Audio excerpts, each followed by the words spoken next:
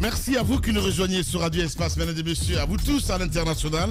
Continuez à réagir, le contact s'affiche juste en bas de l'écran, 00224 657 39 13 13 si vous nous écoutez à la radio. Enchaînement donc de réactions d'acteurs politiques et sociaux depuis Dakar, la capitale sénégalaise. On le sait, l'affaire Sonko continue donc d'occuper le devant de la scène politique du pays à la suite du mouvement Y en a marre et la coalition constituée donc autour de l'opposant Aminata Touré, ancienne Premier ministre, désormais opposante à Macky Sall, prend la parole ce matin chez les GG sur Radio Espace. Son discours sans embâche tranche avec celui d'acteurs comme Idrissa Seck, dont la position reste mitigée, en tout cas sur les derniers événements. Diba Milimono et Aminata Touré seront avec nous en direct de Dakar ce matin dans notre émission Les Grandes Gueules sur Radio Espace Guinée. Un projet d'acquisition d'un centre de référence en Guinée pour les enfants en situation de handicap. C'est un projet de la Fondation internationale Tierno et Mariam. Fitima, l'organisation se dédie donc au service donc des droits humains et des enfants en situation de handicap. Le projet au centre cible donc un peu plus de 5000 personnes par an et promet plusieurs mesures d'accompagnement pour les enfants en particulier. Madame Awa Dramé, présidente donc de Fitima, elle sera avec nous ce matin dans notre émission, mesdames et messieurs. L'actualité oblige, nous partons donc sur le terrain avec le ministre Charles White. Il est en direct ce matin, évidemment, ceci par rapport à sa tournée et qui tape sur la table. Voilà, Charles White, bonjour et bienvenue. Oui, bonjour M. Lamine, bonjour à Mme Hiro et à tous les animateurs des Grandes Gueules. Bienvenue chez les Grandes Gueules sur Radio Espace Guinée. On sait que vous êtes en tournée en ce moment, Monsieur le Ministre.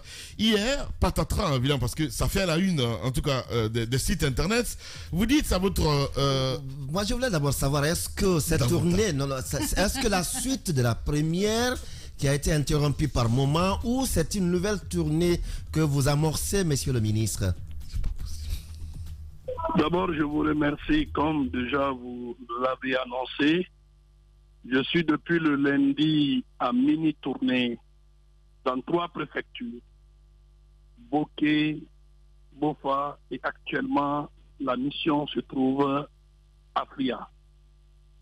Comme vous le savez, dans le cadre de la mise en œuvre de la lettre de mission qui m'a été confiée, il était très important pour moi de venir en urgence pour le cas spécifique de Boké parce que, comme vous le savez, il y a une situation peinée et douloureuse qui s'est produite au niveau de la prison de Boké, où un jeune a été arbitrairement détenu. Il a fait l'objet de violences atroces au sein même de la prison. À cela s'ajoutent des harcèlements de sa famille pour le paiement de l'argent et tout ce qui en suit. La mort de ce jeune a choqué plus d'un et avait tendance à créer un trouble à l'ordre public avec éventuel affrontement entre Nalou d'une part et d'autre part la communauté Peul. Informé de cette situation, j'ai demandé à tous les 4 départements de la justice, y compris le procureur près la cour d'appel de Conakry, de tout mettre en œuvre pour que nous organisions une mini-tournée dont l'objectif est, entre autres, de sensibiliser à la fois la population, mais aussi les acteurs de la justice, sur la nécessité du respect de la dignité humaine. Voilà, ça c'est très important. Ce qui est choquant et qui m'a d'ailleurs, dès le dimanche d'ailleurs, j'avais convoqué une réunion extraordinaire de mon cabinet, parce que comme vous le savez, l'un des départements, je peux dire comme ça, est plus compliqué, c'est la justice. Parce qu'il faut comprendre que la justice n'intervient que quand il y a contentieux. Ouais. Et le département qui gère le contentieux est le département le plus difficile à gérer. Ouais. Mais il faut avoir la vision de sa politique, ne pas perdre de vue l'objectif. Ce jeune a été arrêté dans les conditions ci-après.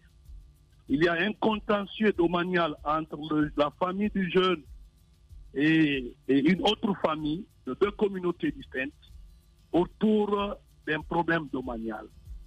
Ce fait que cela s'est passé il y a de cela 3 ans, ce qui veut dire que le jeune, celui qui a porté plainte contre le jeune pour abattage d'arbres et injures, Oui. c'est les faits qui remontent depuis 3 ans. Et comme vous le savez, en matière de la mise en œuvre de l'action publique, je n'apprends rien et à personne, c'est qu'à partir de 3 ans, si l'action publique doit être mise en œuvre par soit la partie civile ou le ministère public, s'ils ne le font pas pendant 3 ans, l'action publique est prescrite. Ça veut dire qu'il n'y a plus de possibilité d'engager des poursuites judiciaires contre la personne. Oui. Le monsieur a été poursuivi pour des faits d'abattage d'armes et d'injures. Il vient devant le juge d'instruction. Le juge d'instruction lui prend d'abord, il y a une première convocation. Le jeune n'était pas dans sa famille. Dès qu'il est revenu, sa mère lui a tendu la convocation pour lui dire que les autorités judiciaires ont besoin de toi.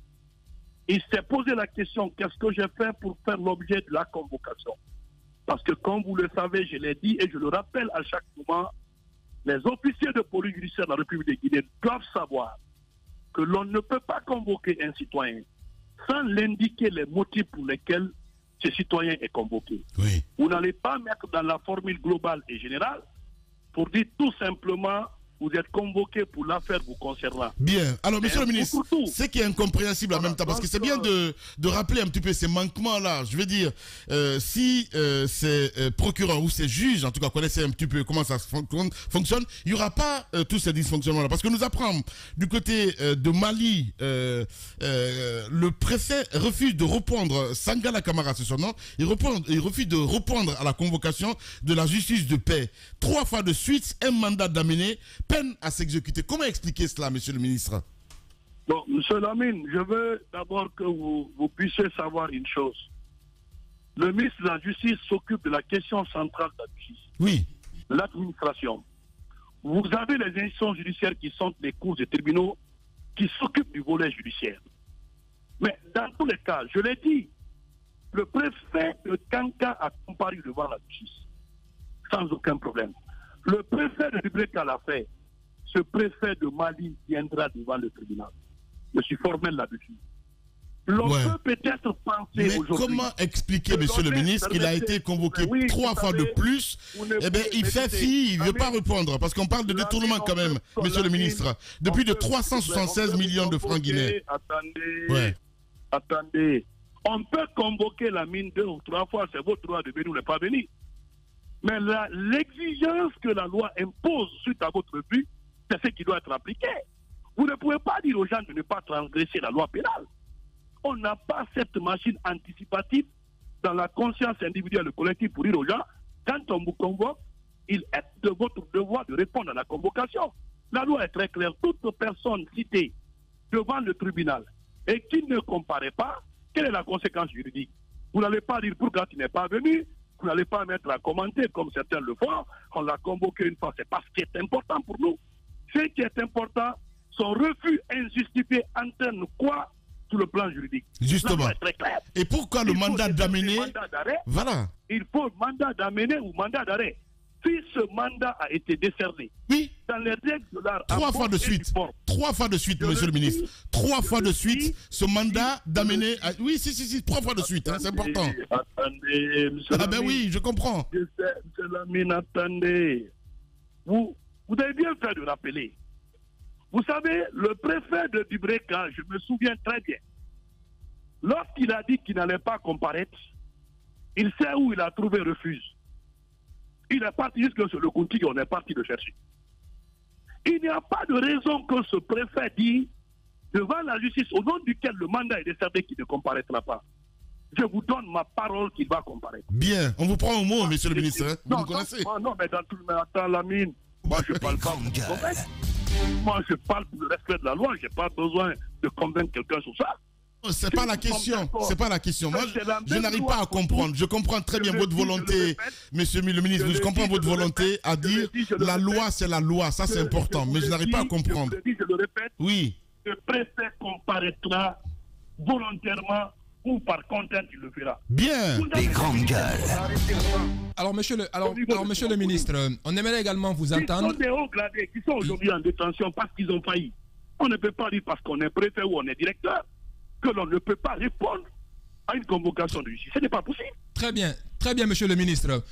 On aimerait vous entendre hier, vous avez tenu hier un langage de vérité et on aimerait vous entendre là-dessus, à l'endroit notamment du procureur général de la Cour d'appel de Conakry. C'était hier dans la salle d'audience de la justice de paix de Bofa, où vous lui dites, où vous rappeliez que soit il prend ses responsabilités ou quelqu'un d'autre assumera ses fonctions. Est-ce que vous pouvez nous en dire plus sur ça? Qu'est-ce que vous lui reprochez, monsieur le ministre? Non, ce n'est même pas lui seulement, c'est tous les procureurs de la République, y compris lui. Vous savez, quand vous êtes informé de la commission d'une infraction, il est de votre devoir impérieux de mettre en mouvement l'action publique. Vous ne pouvez pas attendre l'injonction du ministre de la Justice sous le fondement de l'article 37 du Code de procédure pénale pour vous mettre en branle. J'estime, lorsqu'une infraction est commise et que le procureur, qui soit procureur général ou procureur de la République, il est de leur devoir, c'est ce que la loi dit, ils doivent engager des procédures judiciaires.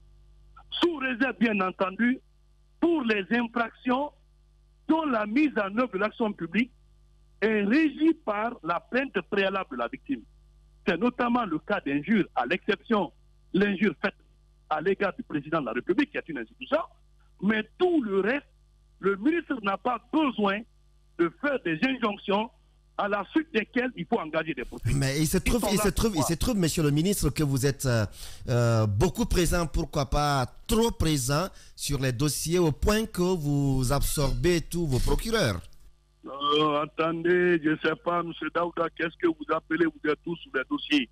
C'est un peu cette interprétation erronée et évasive qu'il faut éviter. Moi, je le dis, je le répète. Ce n'est pas quelqu'un qui va dire que je ne vais pas faire ce que la loi me confère comme pouvoir. Si je le fais, le nombre de fois que cela se fait, je le fais dans le respect de la légalité. Bien. L'article 37 du Code est très clair. Le Premier ministre ne peut pas poursuivre, le Président ne peut pas poursuivre. Celui qui détient la politique pénale du gouvernement, c'est le ministre de la Justice, garde des Sceaux. Il faut que cela soit connu. J'entends des gens, en tout cas, parler de manière baliverne, pour dire qu'il est présent sous le dossier. Il faut faire la conclusion. Si vous êtes efficace, ce n'est pas votre faute, hein, monsieur le ministre. Je suis désolé. Non, voilà, non. Efficacité et présence. Des grandes gueules. Non, efficacité et présence, c'est exagéré. Comment ça? Efficacité, je suis bien d'accord avec l'efficacité de M. Charles Wright. Je suis désolé. Oui. Les grandes gueules. Il faut au législateur guinéen de supprimer la possibilité pour le ministre de la Justice d'engager les procédures judiciaires. À nous de demander au législateur, monsieur le ministre, peut-être vous trouvez que ce sont des balvernes, mais lorsqu'on trouve par exemple qu'il y a des procédures qui sont entamées par des procureurs ou par d'autres instances et le ministre qui n'attendent pas que toutes les dispositions soient prises et que tout de suite c'est lui qui sort pour donner des injonctions et qui se retrouve à plusieurs endroits. C'est vrai que vous êtes très efficace, mais ça peut aussi porter ombrage à vous, à ceux qui doivent porter d'autres actions. Monsieur Daouda, j'ai dit à tous mes procureurs, je vais vous dire comment moi je fonctionne, parce que vous avez du mal à comprendre. Vous avez un ministre de la Justice qui est là, qui observe la scène publique, sociale et politique, tout comme vous. Le jeune qui est décédé à Boké, vous pensez que c'est les procureurs qui m'ont informé de son décès? Ce n'est pas les procureurs qui m'ont informé. C'est les citoyens lambda qui m'ont appelé avec les photos à l'appui. Quand j'ai appelé pour demander où en est-on avec ce dossier, vous savez ce qui s'est passé derrière ça. C'est pourquoi le procureur a été suspendu. Je suis formel là-dessus. C'est pas. Il y a ce que je suis censé faire. Monsieur le ministre. Il y a ce que les procureurs sont censés faire. Monsieur le ministre. Mais je me dis encore, tout est question de complémentarité. Monsieur le ministre. On ne peut pas comprendre, par exemple, permettez, je termine. On ne peut pas comprendre, par exemple, M. Daouda, comme vous le dites, un procureur dont il y a. Vous avez vu les cas de décès sous l'axe. Un jour, 2 jours après les événements, est-ce que vous avez vu un procureur de la République ou un procureur général dire engager des poursuites judiciaires? Je me dis que c'est un manquement grave. Je ne peux pas l'accepter. Si nous luttons contre l'impunité, soit vous le faites ou on vous fait faire. Dans tous les cas, en toute évidence, on a toujours dit, et moi je le répète, personne ne va dire à Wright de ne pas faire application de l'article 37. C'est aussi clair que ça. Les grandes gueules. Alors, monsieur le ministre. L'interprétation, je respecte les avis des autres. Monsieur le ministre. Mais dans tous les cas, c'est une procédure régulière et on le fera tant que c'est nécessaire. Monsieur le ministre, j'ai quelques questions là-dessus et peut-être d'autres sur d'autres aspects du fonctionnement de la justice. Le premier, c'est l'exemple que vous-même vous donnez. Vous dites qu'aucun procureur ne vous en a informé, c'est plutôt un citoyen qui l'a fait. Ma question est simple. Est-ce qu'un procureur faillit à son devoir s'il ne vous informe pas d'un dossier dont il a la charge? Ça, c'est la première question que je pose. J'aimerais d'ailleurs vous laisser y réagir avant de continuer. Vous savez, le ministre de la Justice garantit le bon fonctionnement du service public de la justice. On n'a même pas dit le parquet. Hein. On n'a pas dit le parquet, on n'a pas dit le siège. Tout ce qui est service public de la justice, le ministre de la Justice garantit le bon fonctionnement. Pour ce qui est du judiciaire, tout magistrat indépendant de décider dans le sens qu'il souhaite, conformément à la loi, pourvu que ça ne soit pas motivé par des questions de corruption et tout ce qui en suit. Donc, si cela est avéré et constitutif de faute. Donc, maintenant, le procureur, en ce cas d'espèce... Permettez, parce que vous ne savez pas permettre, laissez-moi vous aider. Je voulais une question, j'attendais une réponse de type oui ou non, en fait. Permettez.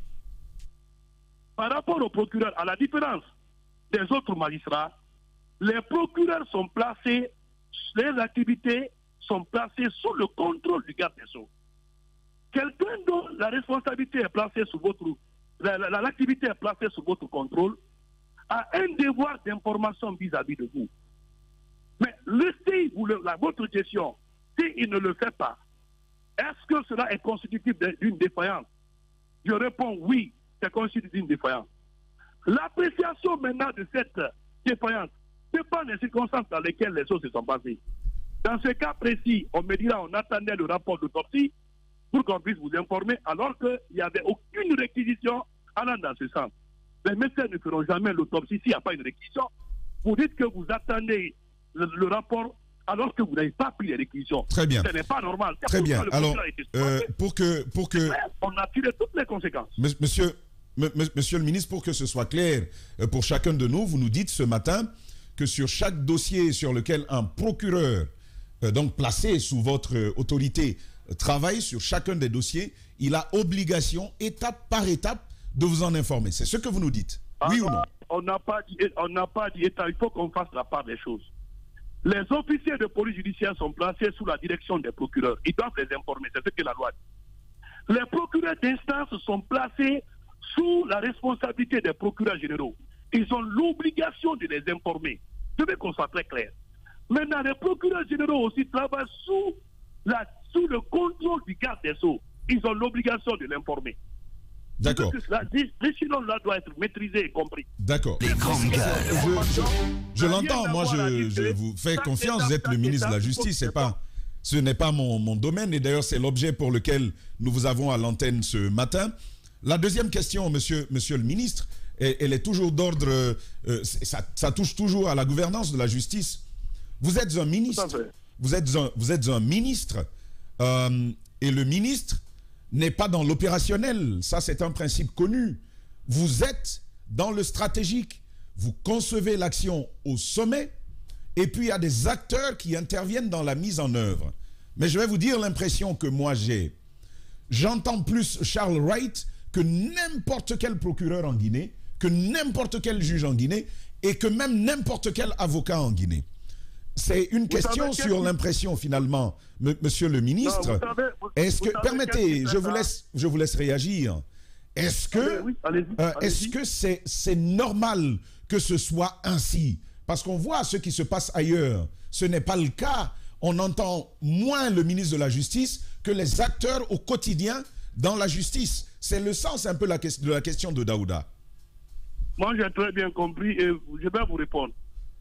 La difficulté, peut-être que les gens pensent que je prouve au quotidien, c'est parce que si les autres avaient fait comme ce qu'ils devraient faire, on aurait parlé des ministres de la Justice avant Chalouet. Le Guinéen ne prend jamais sa responsabilité. Il s'engouffre toujours dans un argument selon lequel Si je fais, on dira que j'en ai fait trop. C'est un manque de responsabilité. La question que vous posez mérite d'avoir deux réponses. La première, le ministre de la Justice s'occupe de la mise en œuvre de la politique du gouvernement en matière de justice, l'état de droit et en matière de droits de l'homme. C'est pourquoi je construis des prisons, c'est pourquoi je dote les juridictions des subventions et tout ce qui en suit.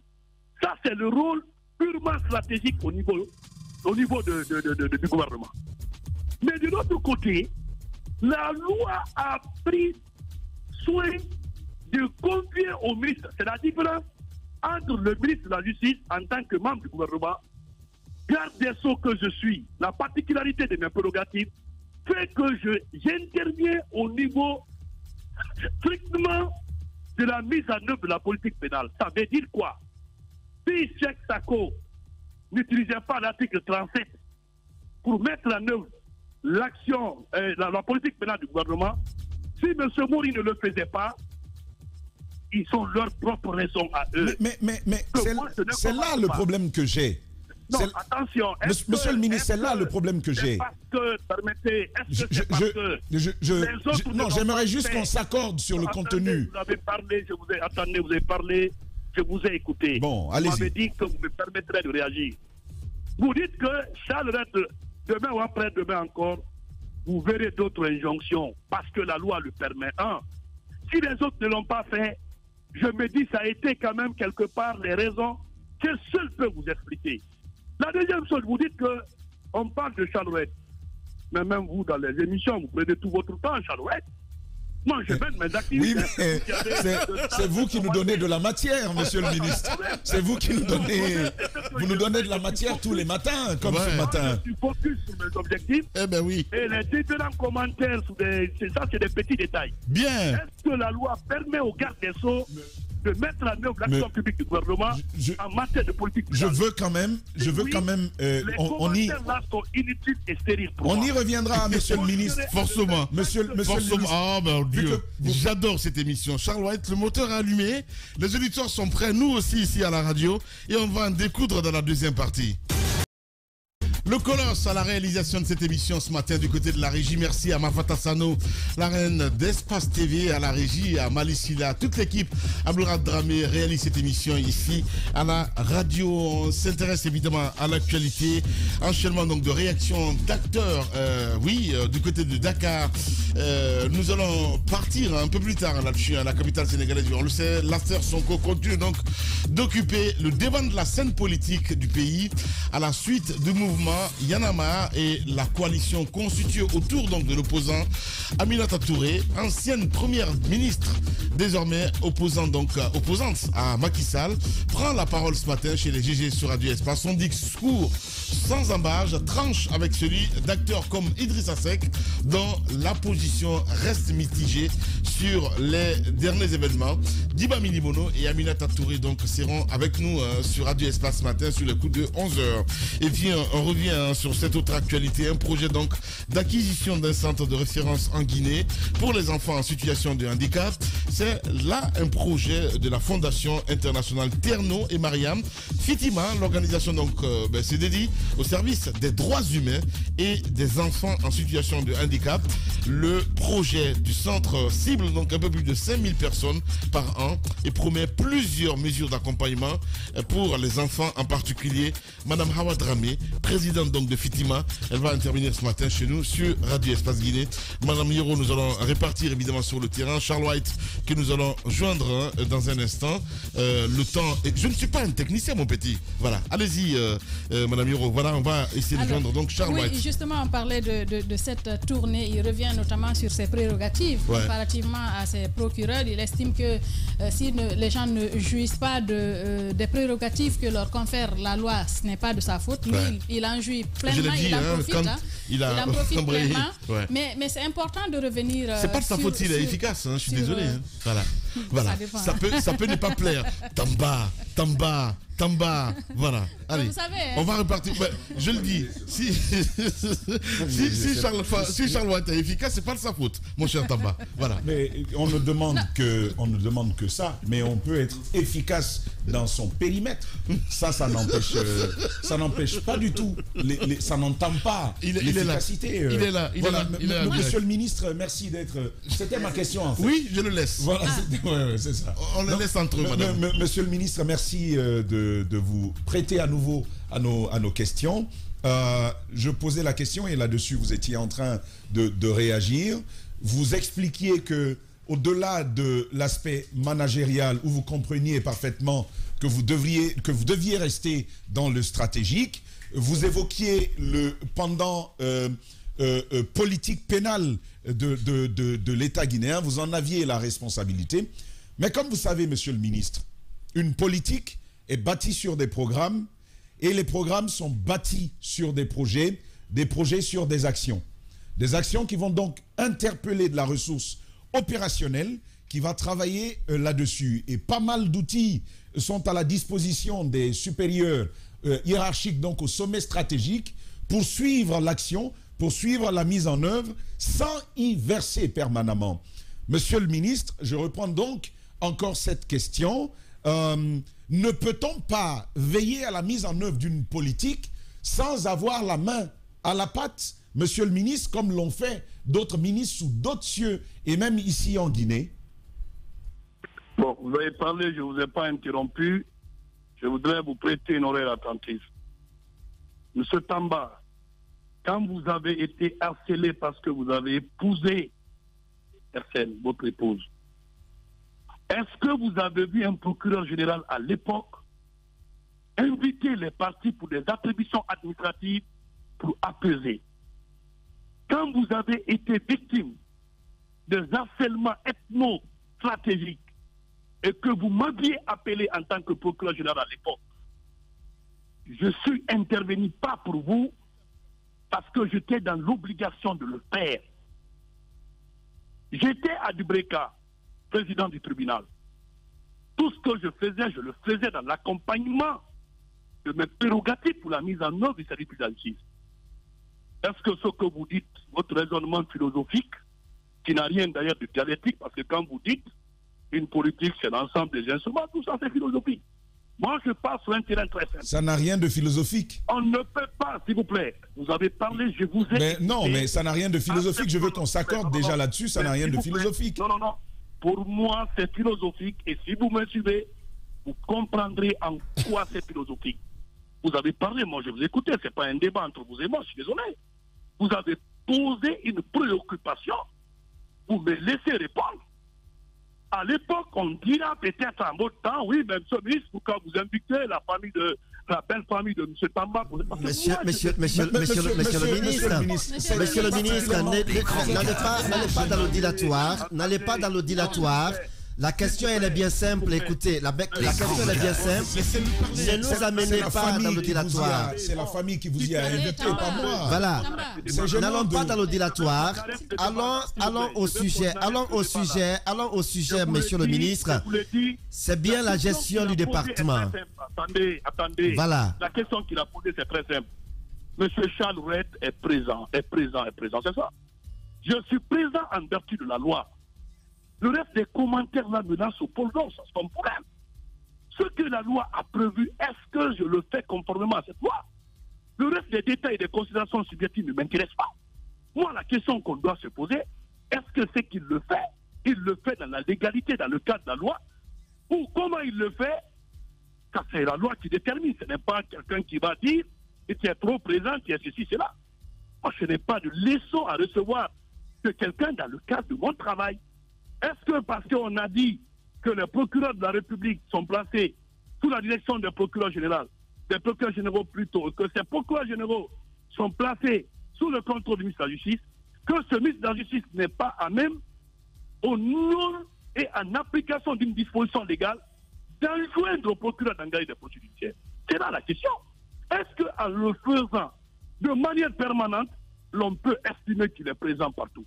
Il y a des dossiers que mes procureurs gèrent que moi je ne fais pas. Et c'était tout à fait normal. Je les encourage toujours comme ça. Si vous avez vu, je leur ai dit que désormais, vous devrez être à la première ligne. On ne peut pas être un procureur, ne pas assumer. C'est pas possible. Vous ne pouvez pas être là et que les gens... Vous avez vu le cas de Gakoupak. Il a tenu des propos qui sont vraiment, à mon avis, qui sont graves. Combien de jours les propos ont été tenus entre le jour de la tenue des propos et la mise en œuvre de l'action publique? Est-ce que moi, je vais m'asseoir que le pays brûle? Parce que tout simplement, je dis non, je dois m'asseoir, j'ai des instruments, et ces instruments-là, ce sont des procureurs de ceci. Non, je prendrai ma responsabilité tant que c'est nécessaire. D'accord. Monsieur.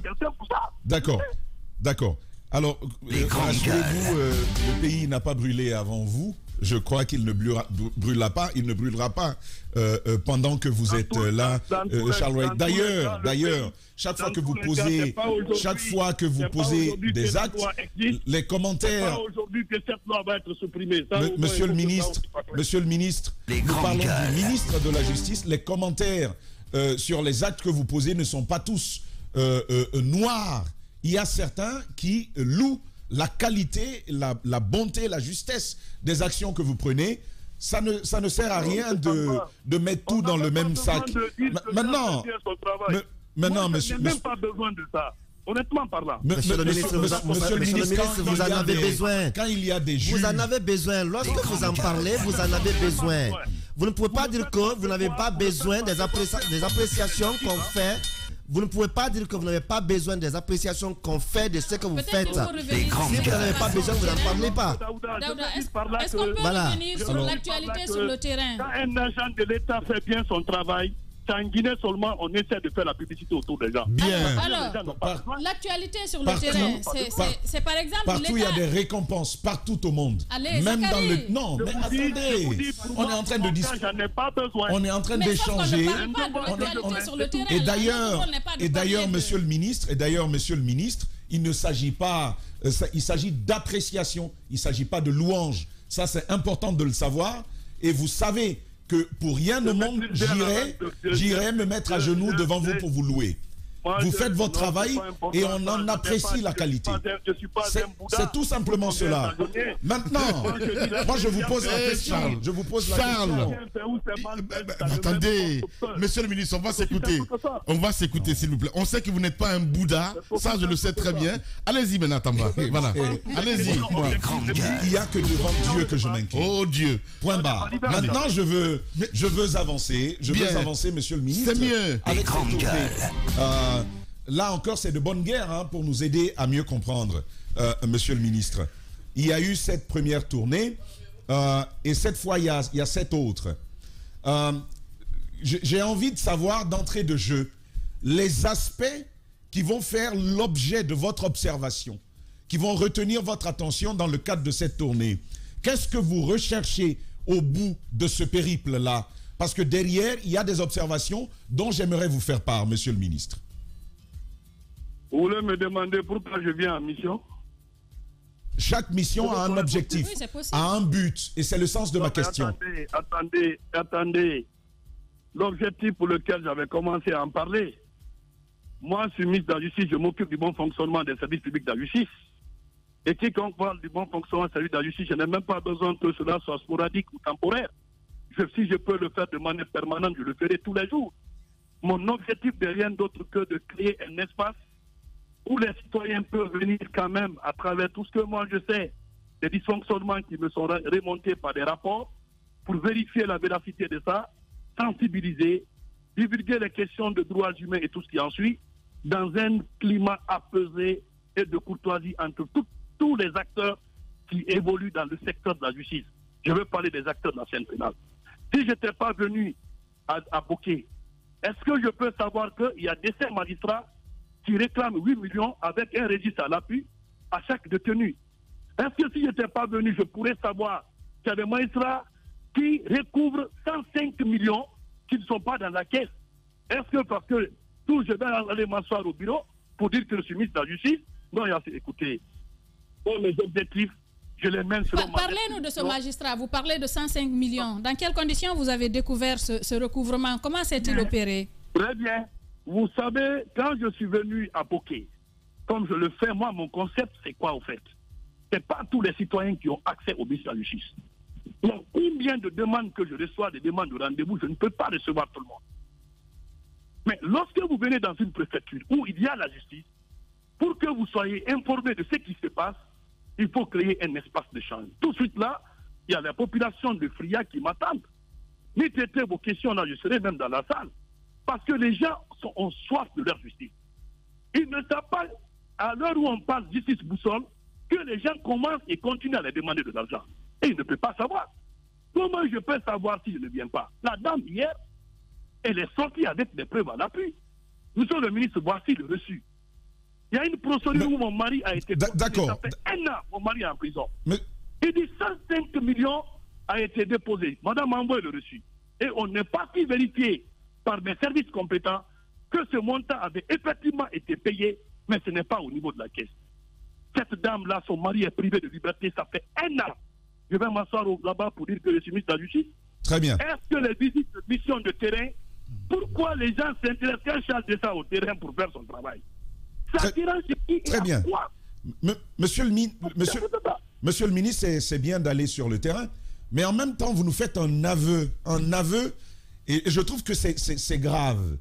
Je ne sais pas si vous l'avez fait autant que je vais poser le constat maintenant sur la base de ce que vous dites. Vous nous dites vous-même que vous n'avez pas pu avoir accès à ce type d'informations en restant assis à Conakry.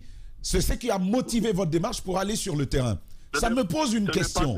Ça me pose une question, monsieur le ministre. Ce n'est pas que ça. Permettez-moi. Là, vous évoquez ce cas. Il faut dire notamment, c'est un exemple parmi tant d'autres. Je vous ai écouté. Permettez-moi de vous poser cette question aussi, monsieur le ministre.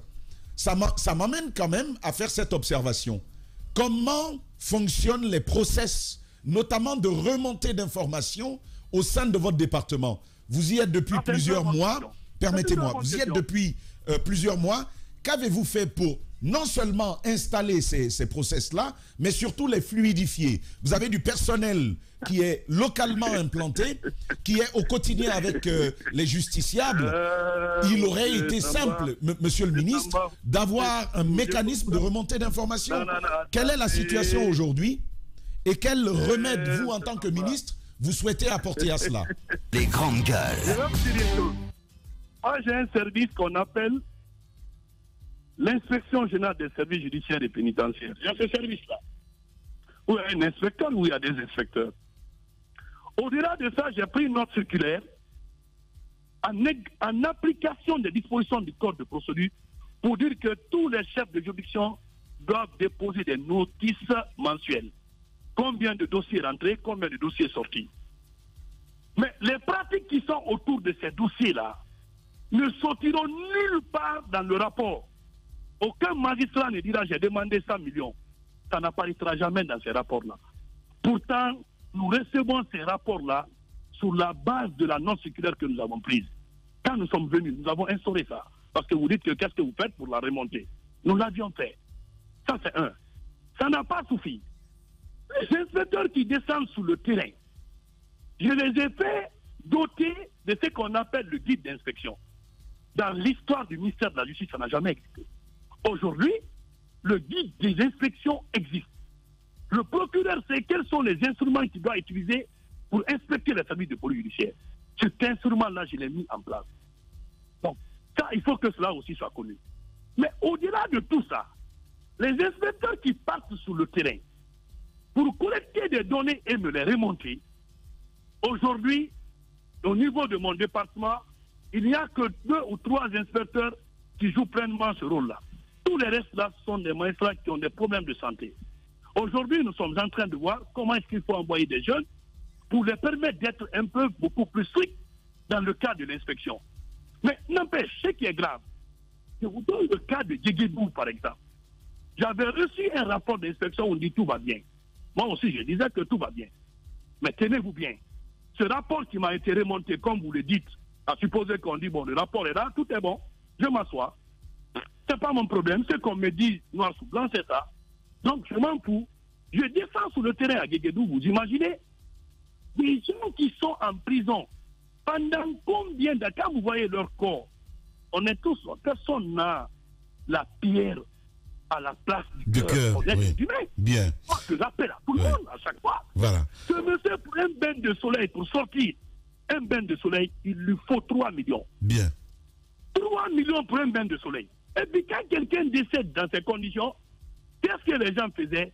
Ils les enterraient, soit dans la cour de la prison et derrière. J'ai dit à l'inspecteur, vous étiez venu ici. Bien. Vous faites bien de nous tendre la perche, monsieur le ministre. Non, mais attendez, vous faites bien de nous tendre la perche.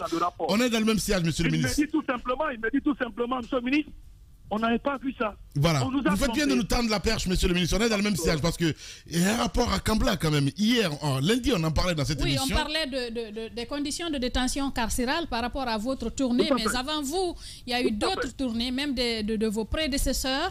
Aujourd'hui, le constat, c'est quoi? C'est qu'on a moins de prisons qui répondent aux normes et le besoin, il est là, tangible et palpable. Qu'est-ce que, par exemple, lors de votre première tournée, quand vous êtes revenu, quelles sont les décisions poignantes que vous avez prises pour remédier aux problèmes que vous avez pu trouver sur le terrain? Vous savez, moi, je ne suis pas un ministre de constat. Je constate, derrière ça, je prends des mesures, pourvu que j'ai toutes les ressources et avoir les moyens de ma politique. Et là, je sais que cela n'a jamais manqué vis-à-vis de moi, de la part de monsieur le président de la transition chef de l'État.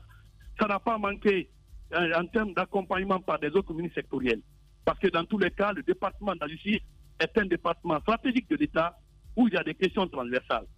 Vous avez vu aujourd'hui, la question aujourd'hui de la détention en République de Guinée, moi j'entends souvent les gens quand ils commencent à me faire rire, on dirait qu'ils étaient sur une planète autre que celle terre où il y a la République de Guinée. On dirait que c'est aujourd'hui que ces problèmes ont commencé. Tout le monde sait le diagnostic. Le diagnostic aujourd'hui, comme vous l'avez dit, c'est qu'il y a un problème d'infrastructure, il faut construire. Qu'est-ce qu'il faut construire et qu'est-ce qu'il faut rénover? Vous avez vu par exemple le cas de Pita. Mais la toiture, c'est complètement parti. Mais quand on parle de sécurité, on parle d'abord de l'infrastructure. Ça fait combien d'années, combien de régimes succédés? Mais on n'est pas là pour dire c'est elle qui est responsable. Nous sommes là aujourd'hui. Qu'est-ce que nous faisons pour Tanguy Nassau?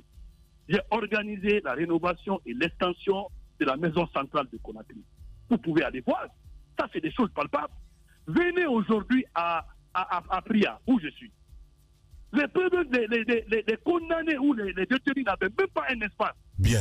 Venez voir la culture aujourd'hui. Ça, c'est des éléments concrets. Je quitte là. Je pars à Massanta. J'ai entendu certains journalistes qui sont complètement déconnectés de la réalité. Pour dire que Charles. Charles. Attendez, Lamine. Oui. Lamine. Oui. Lamine. Oui, Charles. Non, mais quand même, quoi. Non, mais non. Oui, Charles. Lamine, oui. s'il vous plaît. Oui, Charles. Lamine, s'il vous plaît. Je le dis encore et je maintiens Mordicus. Complètement déconnectés de la réalité, qui ont saboté ce projet-là. Mais aujourd'hui, qui est un projet porteur d'espoir pour les gens de Massanta. Avant, quand on plaçait quelqu'un à Zérekouré, les Massanta étaient obligés de débourser des montants colossaux pour aller voir leurs parents à Zérekouré, dans les conditions que nous savons. Moi, je trouve les gens, Amine, vous trouvez une dame qui a perdu l'usage de ses jambes. Elle est dans l'obscurité, dans les locaux de la gendarmerie et de la police. Madame, vous faites quoi ici? Il dit, c'est là mon lieu de détention. Monsieur le procureur, oui, monsieur le ministre, on n'a pas de prison ici. Voici, c'est pourquoi tout ça là est arrivé. J'ai dit, au nom et de ma responsabilité de ministre de l'Homme, je ne quitterai pas ici sans que le préfet ne me montre là où on peut construire la prison. J'ai pris mes propres moyens, j'ai mis. Mais attendez, on m'a dit non. Vous dites, monsieur le ministre, vous dites vos propres moyens. Bien sûr. Vos propres moyens. Qu'est-ce que vous appelez mes propres moyens? Mes propres moyens, tout à fait. Le forage qui a été mis ce jour-là là-bas, demandez à appeler la direction des infrastructures. Le forage qui a été mis là-bas, un montant de 50 millions, qui l'a payé? Quand vous dites mes propres moyens, qu'est-ce que vous appelez mes propres moyens? Vous êtes ministre de la République. Un ministre de la République en mission à l'intérieur du pays qui dit mes propres moyens. C'est ce que je n'arrive pas à comprendre. Oui, bien sûr. Oui, en quoi votre propre moyen? Je parle de la construction particulière de la prison de Massanta. Je vous explique mes propres moyens. Le forage qui a été mis là, ce n'est pas d'argent de l'État. On est d'accord. Les graviers, les premiers chargements de graviers qui ont été mis ici pour le démarrage, ce n'est pas pour l'État. Et je l'ai dit à tous mes directeurs, je dis, Tout ce que moi j'ai eu à payer, c'est mon sacrifice. Le reste, vous régularisez avec le ministre des Finances, qui a vu l'urgence de la situation, qui a dit... Monsieur le ministre a autant de moyens personnels, hein, a autant de moyens personnels à aller avec ses moyens propres. Oui. Arrêtez de commenter. On ne commente pas. On veut des précisions. Arrêtez ça. Monsieur le ministre a autant de moyens que les 50-100 millions sortent de sa propre poche pour financer la construction d'un édifice public. Attendez, vous avez surfé sur des choses pour une question de débat personnel. Je le dis, je le répète, je vous ai dit la situation humaine était désastreuse que j'ai trouvée. Bien. Vous pouvez être à ma place ce jour-là. Cette dame, elle n'a plus marché. Peut-être qu'est-ce qui a été réservé à la suite de sa vie. On est des humains. Moi, je ne peux pas accepter qu'on me dise oui, on vient constater à Matanta, il n'y a pas de prison. Bien. Les gens ont perdu l'islam de leurs âmes, on quitte. C'est une bonne chose, en effet. C'est une bonne chose, en effet. Mais, monsieur le ministre, et à cette préoccupation, tout à l'heure, je vous ai entendu sur les actions qui sont prises, les infrastructures, c'est vrai, de grands efforts, et ça, tout le monde le voit. Mais au niveau de votre département, vous avez parlé de la maison centrale. J'ai ici sous les yeux quelques statistiques que je partage avec vous, toujours sur les conditions de détention des prisonniers dans nos espaces carcéraux, si ça se dit. Nous avons 1764 prisonniers à la date de la production de ce rapport. Il n'y a que quelques mois, deux mois déjà que ce rapport a été produit. J'ai envie de savoir, monsieur le ministre, parce qu'avant vous, permettez-moi. Le rapport, ça date de quand? Non, le rapport date de 2 mois seulement. De 2 mois seulement. Quelle date? Le rapport est toujours daté. Il date de 2 mois seulement. Je suis sur une page un peu plus loin. Permettez que je pose la question. Vous avez le rapport. Je reviendrai sur la date, s'il vous plaît. Je voulais juste poser la question. C'est quelle date et quel service? C'est pas un problème. C'est pas un problème. Il date de mars 2023. Le rapport date de mars 2023. C'est bon? Non, attendez, je ne commente pas. Je n'ai pas à commenter. Le rapport date de mars 2023, monsieur le ministre. Mars 2023, par quel service? Mars 2023 du Conseil national de la transition. Par quel service? CNT, monsieur le ministre. On ne raconte pas n'importe quoi ici. Ce que je dis, c'est un rapport institutionnel. C'est un rapport institutionnel. Je veux connaître quand même la source. C'est un rapport institutionnel qui marche. Pour moi. Mais Charles, vous allez d'abord l'écouter, s'il vous plaît. Alors, votre vocation, c'est de nous corriger lorsque les informations que nous donnons ne sont pas les bonnes. Vous êtes le ministre en charge de la justice, faites-le donc pour nous. Moi, je dis encore une fois, sur la base du rapport. Équilibrer avant de rendre ce rapport-là public, vous devrez d'abord équilibrer, venez me voir. Non, mais monsieur le ministre, c'est pas moi qui ai produit le rapport. Moi, je ne fais que l'exploiter. Allez-y, Thomas, il est en train de te perturber, mon petit. Vas-y. Non, il va pas me perturber. Il connaît le truc. Il n'arrivera pas. Vas-y. Sansu, tu connais Sansu? Allez, vas-y. Voilà, vas-y. 1764 prisonniers à la maison centrale. Monsieur le ministre, avant vous, il y avait un souci. Tout le monde se plaignait de prisonniers qui n'avaient pas été envoyés devant un juge et qui se sont retrouvés à la maison centrale. J'ai envie de savoir aujourd'hui, sur cette population carcérale à la maison centrale, quel est le pourcentage de prisonniers qui ont eu droit à un procès juste, équitable et qui ont été condamnés avant d'être déposés à la maison centrale? Ça, c'est une question que je pose. Et puis, sur les soins infirmiers à la maison centrale, monsieur le ministre, on nous apprend que sur toute cette population, près de 2000 prisonniers, il n'y a qu'un seul médecin titulaire, 2 infirmiers et 4 laborantins. Vous pensez que c'est un effectif suffisant de soignants pour la maison centrale? Quels efforts à faire à ce niveau? Je t'en bats. Moi, vous savez, quand la question elle est objective, je vous donne des réponses qui sont très simples. Vous avez posé une bonne question. Quand vous prenez une prison, vous trouverez quand même 2 catégories de personnes là-bas. Vous avez des personnes en attente d'être jugées, qui sont placées pour des raisons de détention provisoire, par un juge d'instruction. Vous avez des personnes qu'on appelle les condamnés qui sont en train de purger leur peine. La statistique qu'on vous a montrée là ne distingue pas quels sont les revenus qui attendent d'être jugés et quels sont les condamnés qui sont en train d'exécuter leur peine. Et moi, je peux vous dire, dès que je rentre ce lundi, je vais vous inviter à venir visiter ce monde-là avec moi. On le fera. Avec toute l'autorisation possible. On le fera, Charles. Vous aider à pouvoir, je vous le promets. Mais laissez-moi vous dire, la première mesure que j'ai prise, vous savez, quand je mettais en ligne, on raconte de n'importe quoi, je suis obligé parfois de rester sur la vérité. Quand je suis venu, j'ai trouvé des cas où il y a des gens qui n'ont même pas leur dossier, mais qui sont détenus. Qu'est-ce que j'ai fait? Parce que la question, vous avez trouvé, c'est pas de venir dire, il y a ça, il y a. Qu'est-ce que M. Charles, vous avez fait?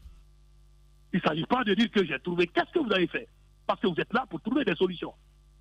La solution, il y a une mission d'un mois à la maison centrale où on a dit à tous les procureurs, tout procureur qui place quelqu'un suivant la procédure de flagrant délit, vous avez un délai d'une semaine pour les juger. Allez à la maison centrale aujourd'hui. Si vous trouvez quelqu'un en détention prolongée du FD, ne me croyez plus. Donc, ça veut dire ce rapport... Attendez, les procureurs, si vous attendez, vous avez parlé, je vais vous aider. Ce rapport-là, je ne sais pas sous la base de quelle statistique, je n'ai pas de commentaire à faire sur ça. Bien. C'est pourquoi je vous ai invité. Ah, c'est un rapport qui pique, hein? 1000 fois, non. Moi, je ne sais pas d'où ça vient, je ne sais pas quel. Mais on vous dit que ça vient du CNT quand même. On n'a pas inventé le rapport, Charles White. Ouais. Non, je n'ai pas dit vous avez inventé. Bon, ça vient du CNT. De travail. Bien. Est-ce que le CNT a travaillé avec la direction des infrastructures?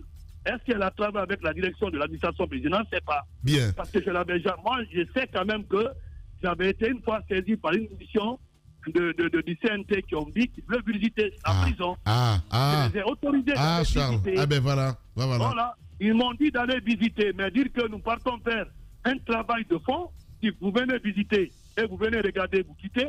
Et un travail de fond, vous ne pouvez pas faire un travail de fond en 2 jours, 3 jours. De la maison centrale, c'est pas possible. Bien. Il faut quand même qu'on soit quand même sérieux. Merci beaucoup. Moi, je le dis encore une fois de plus. Il ne faut pas qu'on dise des choses parce qu'on veut dire, on veut écorner et peindre tout en noir. Voilà. Il n'y a plus de personnes aujourd'hui en détention prolongée de l'autre côté. Voilà. Bon? Depuis que je suis là. Ah bon, monsieur le ministre, est-ce que vous dites? Tamba. Attendez, vous pensez que je vais faire ce que j'ai dit? Oui, mais en fait, vous parlez de 2 jours sur cette mission. C'est parce qu'on n'a pas beaucoup de temps, mais la mission s'est étendue sur plusieurs jours. Ça serait bien. Plusieurs acteurs de l'administration pénitentiaire. Ça serait bien qu'on l'invite dans le studio. Ont été interrogés. Mon cher Tamba, il va venir en studio, ça serait mieux. D'accord. Laissons-le continuer la mission tranquillement. Oui.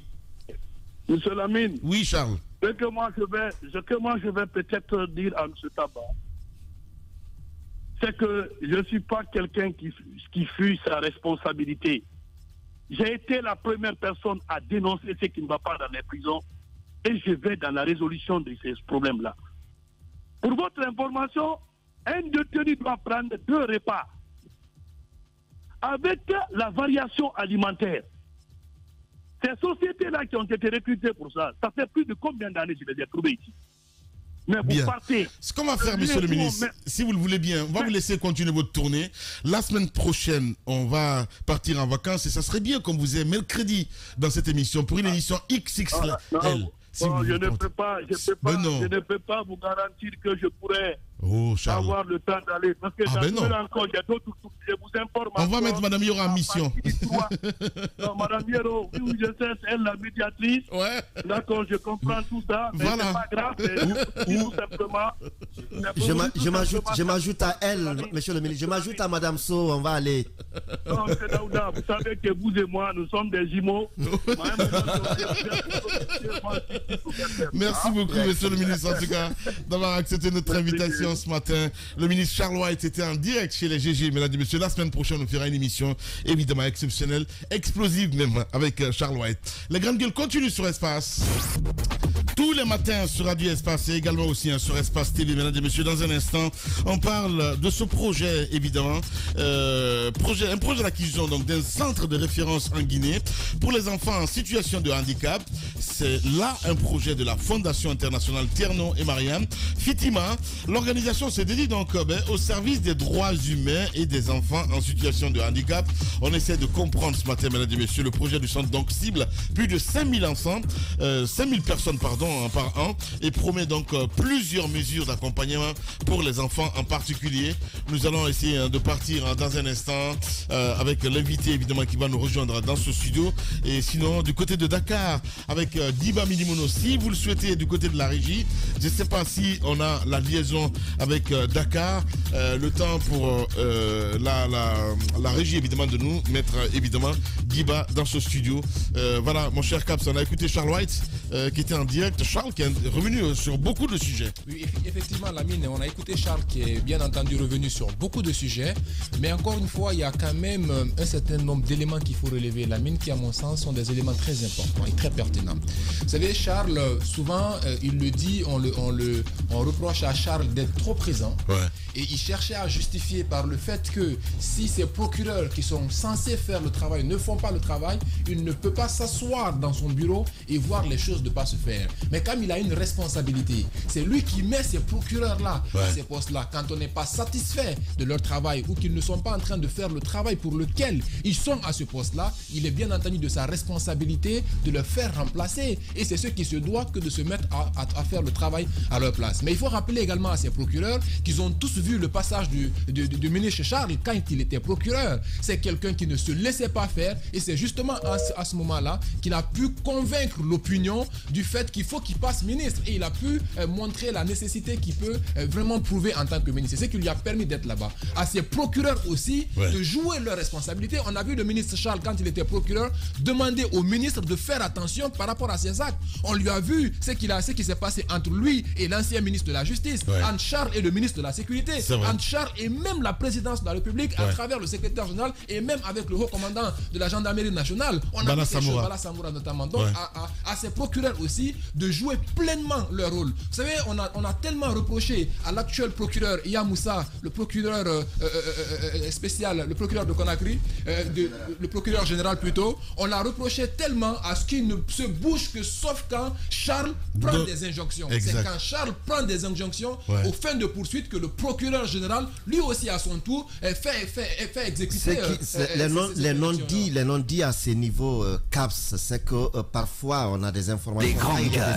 Quand il y a de l'actualité, nous rentrons effectivement en contact avec un certain nombre de personnalités par rapport à certains dossiers. Parfois, vous pouvez être bien dans la dynamique d'aller dans le sujet, mais vous pouvez être stoppé net parfois par le ministre lui-même qui en fait problème personnel ou qui en fait dossier personnel. Donc moi je suis très heureux quand même d'apprendre aujourd'hui, en tout cas de la bouche du ministre lui-même, qui invite les procureurs, en tout cas à tous les autres, à prendre leurs responsabilités. C'est là, je crois qu'il n'y a pas à dédouaner désormais. On attend désormais les procureurs que les situations se posent et qu'on ne les voit pas. Je crois que c'est une ouverture. C'est pas la faute à Charles. Personne n'écrira votre histoire à votre C'est tout, c'est aussi simple que ça. Voilà. Chacun n'a qu'à jouer son rôle. Et que par la suite, on voit que le ministre a entravé. Je termine par une dernière. Les grandes gueules. Oui. Vous savez, en tant que ministre, il y a des mécanismes, il y a des procédures que vous mettez en place sur le fonctionnement de votre département. Si le ministre Charles ne peut pas, à partir de son bureau, avoir de vrais renseignements issus du terrain, c'est que ces mécanismes-là sont à revoir. Il y a un problème. Il y a un problème. Mais au-delà de ça, il y a des missions d'inspection qui peuvent venir régulièrement à des périodes bien déterminées pour venir s'enquérir des réalités, pour pouvoir lui partager ça. Encore une fois, il est important de dire que le ministre Charles, on ne peut pas vouloir d'une chose et un pouvoir à quelqu'un et être là à faire ce que vous demandez à la personne elle-même. Il l'a dit, mon cher Caps, c'est pas un Bouddha. Parce que quand on a posé la question, évidemment, à dire s'incliner. Parce que j'ai l'impression que Charles peur, il fait peur au département, hein, sincèrement. Hein. Voilà. Est-ce que c'est une réalité? Gros point d'interrogation. Mais comme il nous rassure ce matin que ce n'est pas un Bouddha, ça nous rassure. Sincèrement. Aujourd'hui, ça dépend des personnalités qu'il a en face, Lamine. Aussi. Mais justement, et qui a mis ces personnalités-là? Vous savez, des fois, sur le choix des personnes, si on se permet de mettre... Charles n'a pas eu on se permet des grands gueules. Il était procureur. Non. Il faudrait que les gens démontrent aussi, imposent qu'ils ont du caractère. C'est ça, exactement. La question de Daouda n'avait pas de sens. C'est ça. Mais Lamine, sur le choix, par exemple, du procureur général, en le mettant là-bas, n'oublions pas que Charles joue un rôle pour le choix de la personne qu'il met comme procureur général. Et quand vous mettez la personne, sachant que cette personne que je suis en train de mettre là, j'ai un certain poids ou que cette personne ne peut pas oser prendre une décision sans passer par moi, quelque part, Charles, c'est de sa responsabilité. Il n'aura que ses propres yeux à la fin pour pleurer parce qu'il a mis quelqu'un là que lui, il peut contrôler. Et maintenant, à ces gens, eux aussi, à partir d'aujourd'hui, de sortir de ça et d'oser dire les choses et d'assumer la responsabilité. Et c'est comme cela, d'ailleurs, Lamine, que l'histoire pourra les retenir. Et c'est comme cela, eux aussi, qui peuvent dire au ministre Charles que tout n'est pas permis. Évidemment, tout n'est pas permis. Hein? C'est bien dit. Allez-y, Madame Yoro, on a écouté le bouillant Charles. Hein? Voilà. Il est sulfureux, il faut le reconnaître. Mais moi, ce que je voudrais dire à toute personne, Lamine, vous venez dans une entité, on vous nomme. Imagine, Caps, je peux comprendre ce que Caps est en train de dire, qu'il met des gens qu'il peut manipuler. Mais chaque personne a une histoire à écrire. Je suis d'accord. Vous ne pouvez pas accepter d'être une marionnette. c'est trop méchant même de dire ça. Hein, vous ne pouvez pas accepter d'être la marionnette de quelqu'un. Vous êtes là, vous avez des prérogatives. Quand vous êtes procureur, on a vu Charles procureur. Exact. Pourquoi quelqu'un d'autre accepterait de ne pas faire comme Charles? Je pense que c'est pas de sa faute, sincèrement. Si Yamoussa n'est pas efficace, il n'a qu'à jeter le pont, c'est aussi simple que ça. Voilà. On n'entend jamais. Est-ce que vous le connaissez d'ailleurs, ce Yamoussa? Oui, Daouda, je t'ai pas sonné. Non, c'est une question que tu as posée. Est-ce que nous connaissons Yamoussa? On connaît bien Yamoussa et on le voit sur beaucoup de dossiers. Toi, tu connais tout le monde. Non, je ne connais pas tout le monde, mais je connais Yamoussa. Je le connais et je le vois sur beaucoup de dossiers. Ouais, c'est ça. Comme par magie. Voilà. Allez-y, Madame Hiro. Je pense que chacun devrait jouer son rôle. Il l'a dit aujourd'hui. Peut-être que ça se susciterait que les gens ont peur du ministre. Mais aujourd'hui, le ministre l'a dit. Il n'est pas un Bouddha. Que les gens prennent leurs responsabilités. Ce qu'il faisait, par exemple, aller débarquer de façon inopinée dans un commissariat de police ou de gendarmerie pour essayer de voir ce que les OPJ sont en train de faire comme travail. Quand il était procureur, nous savons que ceux qui sont là aujourd'hui peuvent se permettre de le faire. Ils n'ont qu'à le faire, c'est de leur ressort. Maintenant, si le ministre s'oppose et qu'il y a quelque chose, qu'on laisse l'opinion se faire à l'idée que le ministre, ce qu'il disait à l'antenne n'était pas sincère.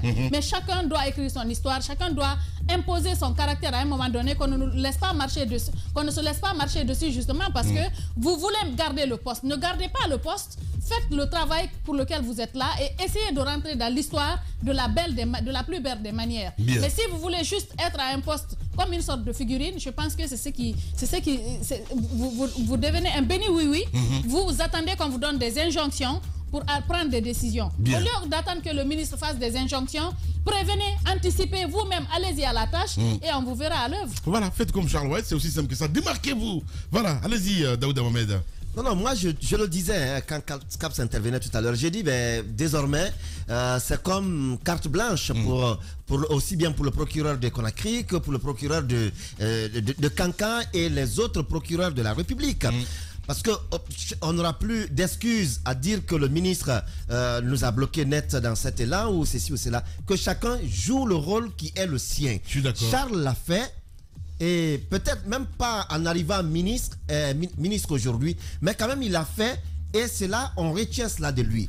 Que chacun, que Yamoussa a compté de Conakry, que celui de Cancan et le procureur de la République, que chacun joue le rôle qui est le sien pour nous permettre quand même de ne toujours pas dire non, ce sont des injonctions qui viennent du ministre et c'est là, nous sortirait des calculs à dire on le loue, je sais pas, en tout cas on commentera ce qu'il fait et qu'il l'accepte. Autant il commente l'actualité en prenant des décisions ou en faisant des injonctions, autant nous aussi, nous commenterons ce qu'il pose comme acte, positif ou négatif, on ira dans le sens, en tout cas, qui s'y est. Voilà. Quant à ce prophète, évidemment, qui se dit intouchable, on espère. On l'attend au tournant, Charles White. Comme il sera la semaine prochaine dans ce studio, on va en découdre. Allez-y, mon cher Tamba. Vous l'avez écouté également aussi, même s'il y a des altercations. Les grandes gueules. Voilà, allez-y, pardon. Voilà. Non, altercation. Moi, il n'y a pas eu d'altercation. Moi, j'ai posé des questions. Charles a répondu à sa façon. Et c'est quand même assez typique de lui. Ouais. C'est sans surprise ce tempérament qu'on a eu, cette boule d'énergie qui excède parfois, finalement, qui excède parfois son périmètre. Et les juges, les magistrats s'en plaignent, c'est une chose. Maintenant, est-ce qu'on verra à partir d'aujourd'hui des magistrats davantage prendre la parole dans l'espace public? Moi, je crois que non, et je crois même que ce n'est pas nécessaire. Ouais. Parce que la justice, souvent, elle est silencieuse, elle n'est pas bruiteuse. Il y a des moments où on prend la parole et on fait le point d'un dossier, mais on ne sort pas tout le temps, Et même ce pouvoir d'injonction, c'est pas pour rien que c'est un pouvoir qui a été rétoqué en France. Ça fait l'objet de discussions lorsque l'exécutif a la capacité ainsi de faire poursuivre celui-ci ou celui-là. Ça pose naturellement une question de fond en matière d'indépendance de l'appareil judiciaire. Ça reste une chose à ne pas perdre de vue. Certes, Charles Wright peut le faire au terme de nos lois, c'est un fait. On ne peut pas lui en vouloir, mais ça nous pose un véritable problème dans l'indépendance de la justice. Ça, c'est une chose. Lamine, maintenant, sur son management, Charles Wright, il peut dire ce qu'il veut. C'est une chose. Mais Lamine, ce n'est pas parce qu'on t'a remonté une fausse information que toi-même tu vas prendre ta voiture ici pour aller à l'intérieur du pays, lorsqu'il existe un process et des acteurs qui permettraient de vérifier ce type d'information et te la remonter. Le ministère de la Justice a mieux que nous, mieux que pas mal d'autres départements en Guinée. C'est un des plus grands du pays. Il a donc mieux que plusieurs départements du pays, du personnel qualifié, un process et des mécanismes qui permettent justement de remonter cette information-là. Lorsqu'on a remonté un faux rapport à Charles Wright, tel qu'il le disait sur le cas de Gekedou, est-ce suffisant? Est-ce la raison pour laquelle le ministre prendrait ces 67 personnes pour constituer le cortège de la dernière fois pour aller à l'intérieur du pays? D'ailleurs, une mission diagnostique comme on l'a eu la dernière fois, avec 67 personnes à l'intérieur d'une équipe. Eux, là, ils vont aller faire quoi là-bas, aux frais de l'État? Tout ça pourquoi? Vous n'en aurez finalement que 10 personnes max qui travailleront sérieusement. Et les grandes gueules. Dans du cérémonial, on est dans beaucoup de bruit. Et pendant ce temps, il y a des... Et c'est pas vrai ce que le ministre nous dit. Il y a des gens à la maison centrale qui n'ont pas eu droit à un procès. Bien. Qui y sont. On aura le sur temps. La maison centrale, il y a d'autres prisons qui sont concernées par là. Merci. Il y a les aspects liés à l'infrastructure, mais il y a les aspects liés au service dans le domaine de la justice qui interpellent le ministre Charles Wright. Et cette histoire, je termine avec ça, cette histoire il l'a appelé comment? De Bouddha. Bouddha, oui.